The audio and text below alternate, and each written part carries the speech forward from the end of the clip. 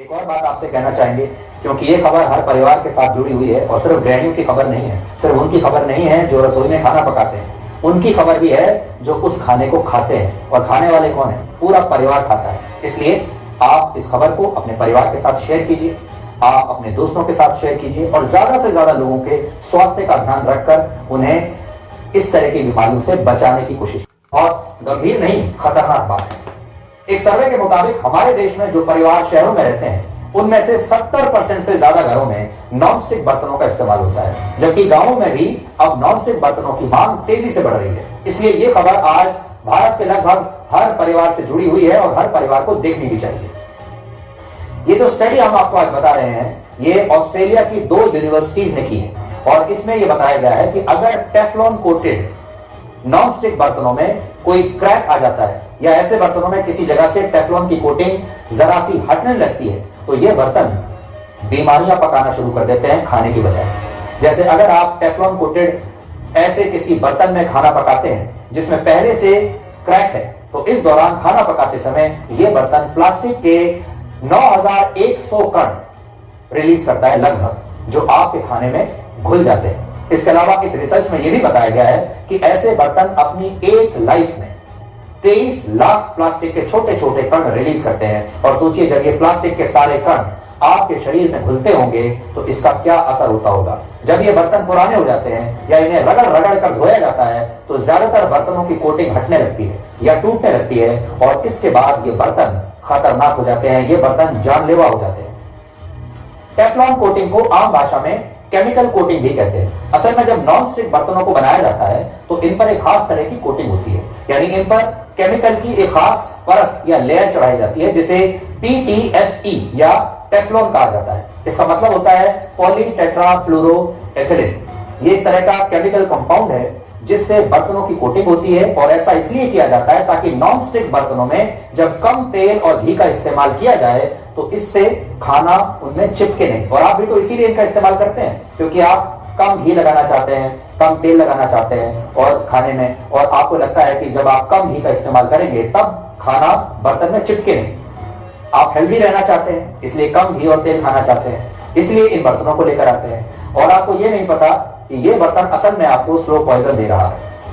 आपको शायद पता नहीं होगा कि बड़ी बड़ी कंपनियां नॉनस्टिक बर्तनों को बाजारों में यही कहकर लाई थी कि जो लोग फिट रहने के लिए, स्वस्थ रहने के लिए कम तेल और घी वाला खाना पकाना चाहते हैं उन्हें नॉनस्टिक बर्तनों का इस्तेमाल करना चाहिए, क्योंकि ऐसे बर्तनों में कम तेल और घी इस्तेमाल करने पर भी खाना चिपकता नहीं है, बहुत अच्छे से खाना बन जाता है। लेकिन इसके बाद दुनिया भर में बहुत सारी स्टडीज हुई जिनसे यह पता चला कि नॉनस्टिक बर्तनों से स्वास्थ्य को बहुत बड़ा खतरा होता है। और ऐसा क्यों है उसका विज्ञान भी आज आपको समझा देते हैं। जिस केमिकल कंपाउंड की कोटिंग से नॉनस्टिक बर्तन तैयार होते हैं उससे आपको कैंसर हो सकता है और आपकी किडनी और लिवर खराब हो सकते हैं। और यह बात नॉनस्टिक बर्तन बनाने वाली कंपनियां अच्छी तरह से जानती हैं।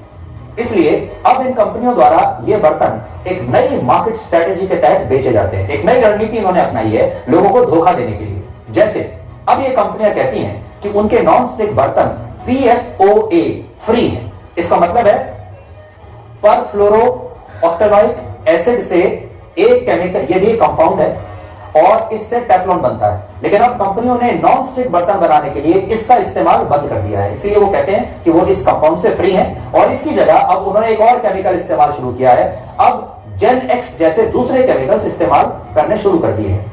लेकिन यह स्टडी बताती है कि ऐसे केमिकल्स भी नॉनस्टिक बर्तनों के खतरे को कम नहीं करते और खाना पकाते समय प्लास्टिक के कण धीरे धीरे आपके खाने में घुलते चले जाते हैं और ये एक तरह से स्लो पॉइजन की तरह काम करता है।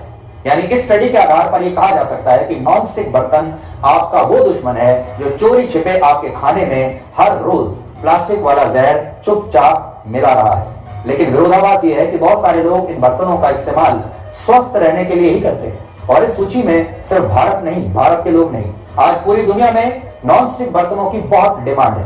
वर्ष 2021 में यानी पिछले साल पूरी दुनिया में नॉनस्टिक बर्तनों की इंडस्ट्री 88,000 करोड़ रुपए की थी और अनुमान है कि वर्ष 2028 तक ये इंडस्ट्री 1.25 लाख करोड़ रुपए की हो जाएगी। और इस समय पूरी दुनिया में हर साल 21 करोड़ से ज्यादा नॉनस्टिक बर्तनों की बिक्री होती है। वर्ष 2028 तक यह आंकड़ा 30 करोड़ हो जाएगा। और इस तरह के बर्तन धोने में बड़े आसान होते हैं, इसलिए भी हमारे देश में इनका ज्यादा इस्तेमाल होता है। अभी इस तरह के बर्तनों का सबसे ज्यादा इस्तेमाल चीन, भारत, अमेरिका, ब्रिटेन, ब्राजील और दक्षिण अफ्रीका में होता है। हालांकि हैरानी की बात यह है कि हमारे देश में बहुत सारे परिवार ऐसे हैं जो ये नहीं जानते कि नॉनस्टिक बर्तन असल में केमिकल वाली कोटिंग से ही तैयार होते हैं। इसके अलावा ये बात भी बहुत कम लोगों को पता होती है कि नॉनस्टिक पैन या बर्तनों में ऐसी कोई भी चीज नहीं पकानी चाहिए जो धीमी आंच पर बहुत देर के लिए पकाई जाती है, क्योंकि जब नॉनस्टिक बर्तन में देर तक कोई चीज धीमी आंच पर पकती है तो इस दौरान प्लास्टिक के कण रिलीज होने का खतरा बढ़ जाता है, फिर चाहे उसमें कोई क्रैक या स्क्रैच हो या ना हो। यानी आपका अगर बर्तन बिल्कुल साबुत है और उसमें जो कोटिंग है वो भी बिल्कुल ठीक है, तो भी अगर आपने उसे हल्की मंदी आंच पर लंबे समय तक उसमें अगर कोई खाना पका रहे हैं तो उससे भी खतरा है। हमने आपके लिए आज एक वीडियो विश्लेषण तैयार किया है जिसके जरिए आप ये समझ सकते हैं कि आपकी रसोई में रखे कौन से नॉनस्टिक बर्तन खराब हो चुके हैं और इन बर्तनों में क्रैक या स्क्रैच को आप कैसे पहचान सकते हैं और इन्हें धोने का सही तरीका क्या है।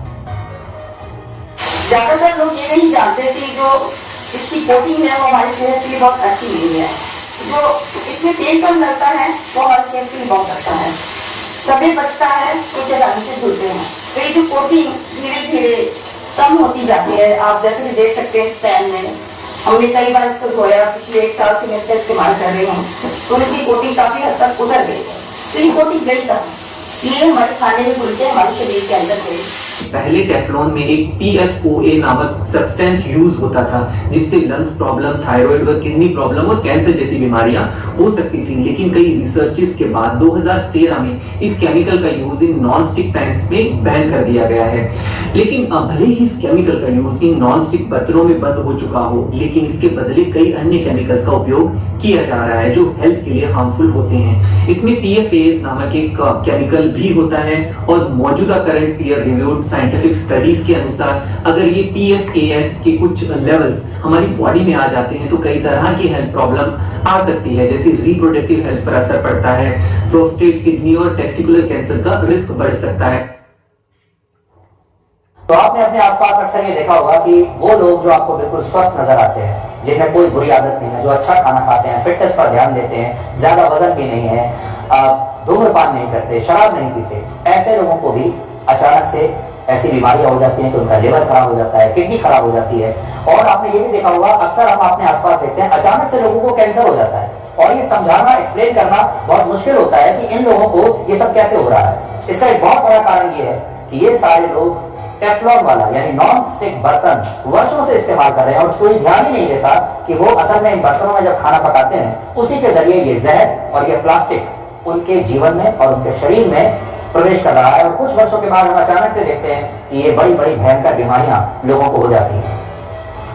फिलहाल भारत के शहरों और गांवों में अलग अलग तरह के बर्तन इस्तेमाल होते हैं। जैसे शहरों में नॉन स्टिक कढ़ाई और कुकर्स का इस्तेमाल होता है। इसके अलावा एल्युमिनियम के बर्तन और कुकर भी शहरों की किचन में खाना बनाने के लिए इस्तेमाल होते हैं। और स्टेनलेस स्टील के बर्तनों का भी हमारे देश में बहुत सारे परिवार इस्तेमाल करते हैं। स्टेनलेस स्टील का मतलब है ऐसा स्टील जिस पर जंग नहीं लगता। और गांव में भी स्टेनलेस स्टील और एल्युमिनियम के ये बर्तन अक्सर इस्तेमाल होते हैं। हालांकि गांव की बड़ी आबादी अब भी ऐसी है जो नॉन स्टिक बर्तनों से आज भी दूर है और बहुत सारी जगहों तो मिट्टी के बर्तनों का भी इस्तेमाल होता है जो सबसे ज्यादा हेल्दी माने जाते हैं। नॉन स्टिक बर्तनों का इतिहास बहुत पुराना नहीं है। वर्ष 1954 में फ्रांस के एक मशहूर इंजीनियर मार्क ग्रेगोर ने अपनी पत्नी के कहने पर दुनिया का पहला नॉन स्टिक पैन बनाया था और इसके बाद वर्ष 1961 में अमेरिका में इसका इस्तेमाल शुरू हुआ और भारत में नॉन स्टिक बर्तनों की मांग वर्ष 2000 के बाद ज्यादा बढ़ी है। यानी ये जो पूरी कहानी है नॉन स्टिक बर्तनों की, ये हमारे देश में पिछले 20 से 22 साल पुरानी है। बस 20 साल के अंतर में अगर आप देखेंगे पीछे, तब ये सब चीजें आई हैं। उससे पहले हमारे देश में ये सब नहीं था। और आपने देखा होगा ये जो नई नई बीमारियां जो हम आपको बता रहे हैं, कैंसर जैसी, ये भी पिछले 20 साल में ही आपने ज्यादा होती हुई देखी होंगी।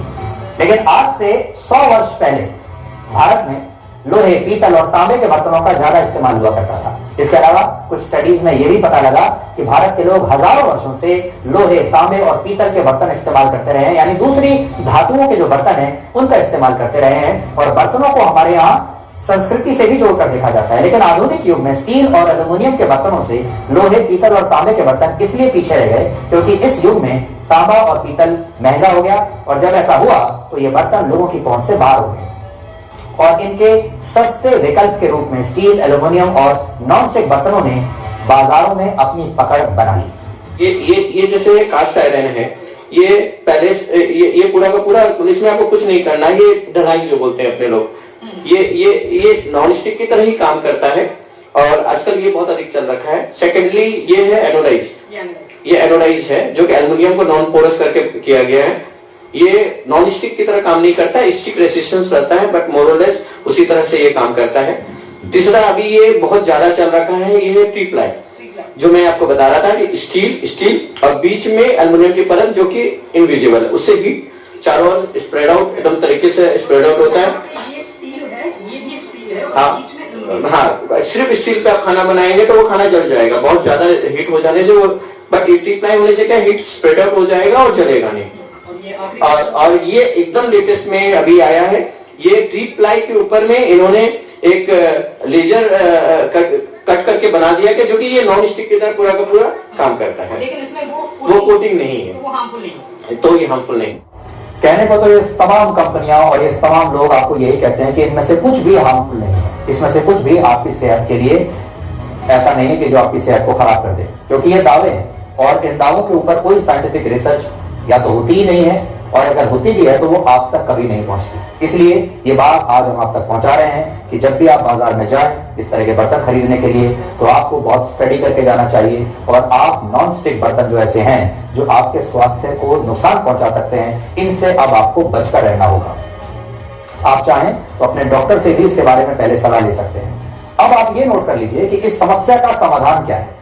पहला समाधान तो यह है कि अपने किचन से ऐसे सभी नॉनस्टिक बर्तनों को तुरंत फेंक दीजिए जिनमें क्रैक आ चुका है या जिनकी जो लेयर है वो खराब हो चुकी है, कोटिंग खराब हो चुकी है, तुरंत फेंक दीजिए। एक दिन भी उनका इस्तेमाल मत करिए क्योंकि उससे सिर्फ जहर निकलेगा। दूसरा, नॉनस्टिक बर्तनों पर टेफ्लॉन यानी केमिकल की कोटिंग होती है, इसलिए इन बर्तनों को कभी भी रगड़ कर मत धोइए। अगर आप इन्हें हल्के हाथ से धोएंगे तो इनकी कोटिंग ज्यादा दिनों तक सुरक्षित रहेगी। और सबसे अहम, इन बर्तनों की समय समय पर जांच जरूर करते रहिए, क्योंकि कई बार खराब क्वालिटी की वजह से भी बहुत सारे बर्तनों की कोटिंग बहुत जल्द हट जाती है और आप कभी उस पर ध्यान नहीं देते। तीसरा, इन बर्तनों में देर तक खाना कभी मत पकाइए।